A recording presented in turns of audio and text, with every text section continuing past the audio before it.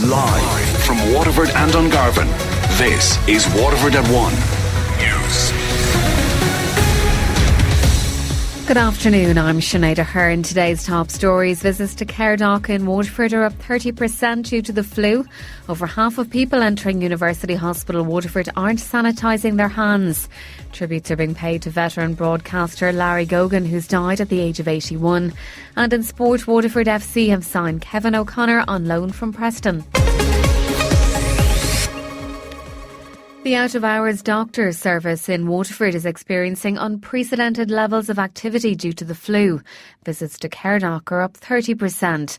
The message from the HSE is to avoid visiting your local GP clinic and to treat yourself at home. But Dr Dermot Nolan, a GP in Tramore and the National Clinical Lead for Asthma for Ireland, says people in at-risk groups should contact their doctors. If you are in the vulnerable groups, for example, particularly pregnant women, patients with asthma, heart disease, liver disease, etc., they may benefit from a medication that they can get called Tamiflu, which we use preferably within 48 hours of the flu symptoms. And this is where you get whacked very, very quickly. And this medication has been shown to reduce the complications of the flu. He says healthy people can treat themselves at home with bed rest, painkillers and fluids. They need plenty of drinks, plenty of fluids. Hydration is the key to this. Keeping your temperature down with paracetamol, drinks. Often patients are concerned that they're not eating. You won't eat when you have the flu, but it's really important because when you have a high temperature and you're shivering, you lose a huge amount of fluids. So the important thing is keeping hydration into yourself as much as possible. Elective inpatient surgeries have been cancelled at University Hospital Waterford for the coming days. It's part of efforts to prevent the spread of flu as hospitals struggle to deal with the high volume of people presenting to emergency departments. Hospital management in Waterford issued an urgent appeal yesterday for people to contact their GP or Caredock service prior to attending extremely busy hospital emergency departments. Strict visiting restrictions remain in place to try and prevent the spread of flu. Meanwhile, over half of people entering University Hospital Waterford aren't sanitising their hands. 434 people, including patients, visitors and staff, were observed by WLR News entering the hospital's main entrance during a 1-hour period yesterday afternoon. 188 used the alcohol gel provided, while 246 didn't. That's 56% who didn't observe good hand hygiene during an outbreak of flu. Visiting restrictions remain in place at UHW. These patients and visitors say they always use the alcohol hand gel. I use it all the time, yeah. Every time we go in, even before the flu epidemic. I always use it. Going in and out of hospital, I'll always use it. We can't be bringing in germs, nor can we be bringing them out. You know, it's totally wrong. You have to do it both ways. You have to do it going in and coming out, even if you haven't seen anybody, but it's critical that you do anyway. There's a prime example of somebody just come out now and not even used it. There she goes. It is a shame, really. Tributes are being paid to veteran broadcaster Larry Gogan, who's died. The 81-year-old, who had been ill in recent years, worked with RTE for over 50 years. He's been described as a legend and a national institution. Larry Gogan was best known for working with 2FM and his Just a Minute quiz. These fans have been paying tribute. I just keep thinking of, I think everybody has the same one, ask him where the Taj Mahal is, very funny. Of course, I would have listened to his quiz shows and I would listen to his music programmes, yes, of course. Just a Minute quiz was fantastic. Yeah. And some of the answers were something else.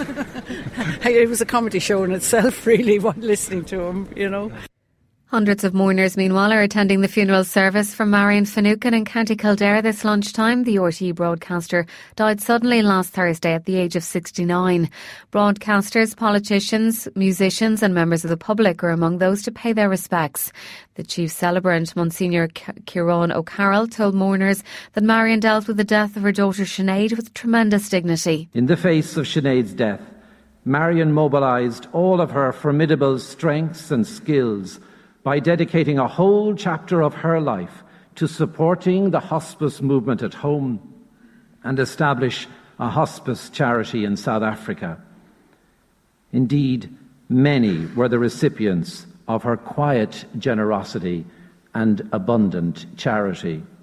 A senior minister says it's not the government's job to interpret history. Heather Humphreys was responding to the controversy surrounding an event to commemorate the Royal Irish Constabulary. Sinn Féin's called for the event to be cancelled, while Dublin City Council last night voted to boycott the event. In a tweet, the Taoiseach said we should be mature enough as a state to acknowledge all aspects of our past. Minister Heather Humphreys agrees. The RIC comprised of many, many Irish men who made the ultimate sacrifice, and it's important that we remember them, and we should not be conflating this with the black and tans and the auxiliaries. That's wrong. It's wrong to politicise our commemorations. It's not government's job to interpret history. That's the job of the historians. It's our job to commemorate those who lost their lives. The Mayor of Waterford says he will not be accepting an invitation to the event. Councillor John Pratt says he's satisfied that as Waterford's first citizen, the appetite does not exist for representation at this event. He says it was important that the reaction to this event is not seen as resistance to the future prospects of Irish unity. 40 people are now reported to have been killed in a stampede at the funeral procession of Qassem Soleimani. The burial of the top Iranian general has been postponed, with tensions between the US and Iran continuing to escalate. Sean O'Regan reports.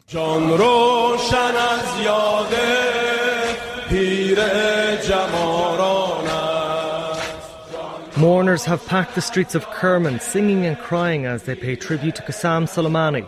Iran's international news network reports that millions have turned out and the burial has been postponed. The military commander was killed in a US airstrike in Baghdad on Friday, and since then there's been a dramatic rise in tensions.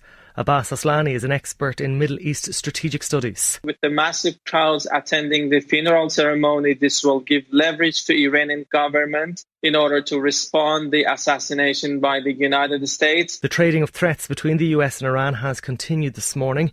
The US has reportedly denied a visa for the Iranian foreign minister to attend a UN meeting in New York.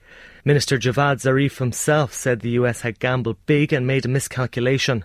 Iranian parliamentarians, meanwhile, have approved a motion designating the US Army and the Pentagon as terrorist organisations. In their parliament this week, lawmakers gathered and chanted a direct threat. They simply chanted "Death to America." A man is in a critical condition after being hit by a bicycle in County Tipperary yesterday evening. Gardaí are investigating the incident involving a cyclist and a pedestrian on the N24 Glenconner Upper in Clonmel, which happened at 25 to 7. The pedestrian, a man in his 70s, was taken to South Tipperary General Hospital with serious head injuries and is currently in a critical condition. Gardaí are appealing to anyone who was in the area yesterday evening to contact them. The issue of climate change will make up 2/3 of projects at this year's BT Young Scientist and Technology exhibition. Other issues which feature among the 550 projects are mental health among young people and social media. It's the 56th year of the event, which will be open to the public from Thursday at the RDS in Dublin. BT Managing Director Shay Walsh says students are clearly eager to find a solution to the climate change problem. There's a massive 67% of our projects are to do with climate change, right across all four areas of technology, biology, ecology, social and behaviour and chemical, maths and physics. So right across the board, both looking at it in terms of the behaviours towards climate change and how we can improve those, but also technical solutions as to how to address climate change. WLR Sport. Starting with soccer, where Waterford FC's announced the loan signing of Kevin O'Connor from Preston North End. The 24-year-old from Enniscorthy was on loan with Cork City last season. Kevin started his senior career at the RSC in 2013 when he was 17, making 43 appearances over 2 seasons, scoring 3 times. Manchester United boss Ole Gunnar Solskjaer says his team will be going all out to win the League Cup. Now they're in the last 4. They face local rivals Manchester City in the first leg of their semi-final at Old Trafford tonight. And Solskjaer admits that the fact that it's a derby gives the tie some extra spice. You always want to win trophies, of course, and we're so close now. But having your local derbies in a semi-final is going to be hopefully two good games and 2 good days in Manchester. The Gaelic Games were the overall winner of the 2019 WLR Granville Hotel GA Award will be revealed at a gala dinner on Saturday night. Special guest is CEO of the Federation of Irish Sport, Mary O'Connor. Throughout the week, we'll be looking at the various monthly winners ahead of the big event. April went to the Waterford ladies footballer Michelle Ryan. She was in terrific form as Waterford landed the Division 2 league final with an impressive win over Kerry. She netted a hat-trick of goals in the semi-final win over Cavan and backed that up with another solid display in the league final win over Kerry. Michelle went on to win another county club title later in the year as Ballymacarbery made it 38 titles in a row. Michelle announced her retirement from inter-county football over the weekend, having given 19 years service in the Dacia colours. While in rugby, Simon Zebo has been ruled out of Sunday's Heineken Champions Cup clash with his former side Munster. The former Ireland fullback suffered an ankle injury in Racing's win against Clermont last week, and he'll now miss the visit of the Reds to Paris. Victory for Racing would seal their place in the knockout stages of the competition. That's the latest on WLR. Our next bulletin is at 2.